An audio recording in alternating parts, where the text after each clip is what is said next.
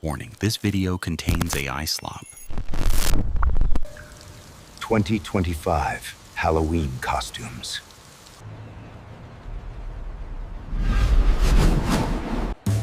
I have a stiff neck. I took a Viagra about 20 minutes ago and it got stuck in my throat. Come with me, and you'll be in a world of pure imagination. I'm just like a dog chasing cars. I wouldn't know what to do if I caught one. Well, I can tell a joke. Go for it. Yeah, This is what we're looking for. Yeah. There was a little boy in school named Dirty Johnny. Now, he's not dirty in this joke, but he'd always be a hellion in class, and the teacher didn't think much of him. So the teacher has a project, or not a project, but an in-class thing. How'd that go again? She says, now, this is what you're going to do here, class.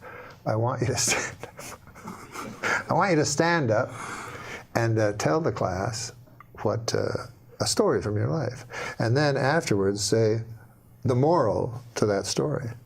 So a girl puts up her hand. Yes, Becky, what's your story? So Becky stands up. She goes, my dad works for the hatchery here in town. And what happens was he got about 15 eggs. And he put them all in one basket, all in the same basket. So he put all his eggs in one basket. And he put it on the horse and buggy and drove back home. And by God, Becky says the bouncing and all the eggs broke. Well, that's a good story, the teacher says, but what would the moral be to that? Becky says, well, the moral is, don't put all your eggs into one basket. But goddamn, says the teacher, that's a good one. Anybody else? Marjorie puts up her hand. Marjorie, what's your story? She says, well, my dad works for the hatchery, as most, all of us. Thank God for the hatchery. She says, or we'd all be lost. But anyways, my dad knows that eggs become chickens. And so he was counting his chickens, and he added in the eggs, you see.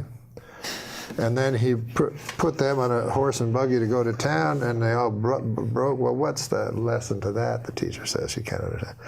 And she says, well, don't count your chickens before they hatch out of an egg. Mm-hmm. So the teacher says, that's a great one, too. Anybody else? Well, wouldn't you know, Dirty Johnny has his hand up.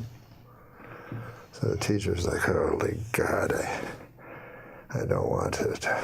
But on the other hand, I made an oath to every child, should I suppose I gotta.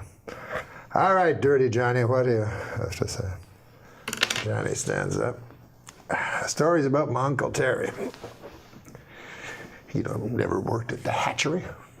On account he was in Vietnam, and he got disability. He don't even like people work at the hatchery. But the story happened far from these shores, in a little town called Da Nang. Terry was not well liked. His whole troop left him, abandoned. And he woke up in the weeds, and all they left him with was 3 bottles of Jack Daniels, some weapons. Terry stood up and downed 1 bottle right away. Said, if I'm going out, I'm going out. He took his Balishnikov and a couple of Glocks and his 2 bottles, and away he went. He found a town. And he didn't know if it was Charlie or if it was one he was sent to protect. But all he knew was he had hate in his gut. So he started firing. And he fired the Kalashnikov with an arcing kind of, like a farmer would with hay, with a scythe. And sure enough, the men fell like hay before him. And then the women, and by God, I'm ashamed to say it, but then the children. And finally, all was left was Uncle Terry standing in the mud and the blood and the glory. And he touched his pants, and it was wet, and he said he was ashamed. He felt shame, Uncle Terry, for he'd pissed himself. Well, he touched it again. It was not urine at all, but ejaculate. And Uncle Terry felt pride where shame once was. And the teacher's like, good Christ, what kind of a story is that? What the hell is the moral to that?